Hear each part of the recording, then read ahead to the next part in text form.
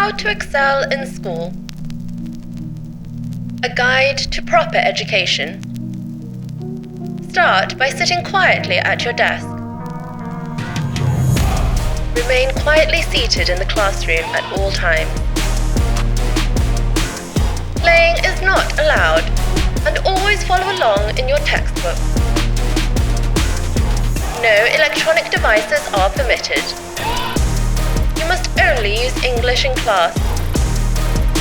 To ask a question, raise your hand and wait for your teacher to answer you.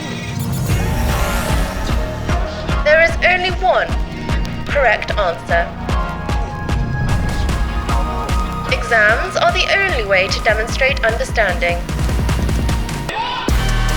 And grades are the only thing that matter. To be successful, you must spend all of your time studying. You now know the basics of wishful thinking.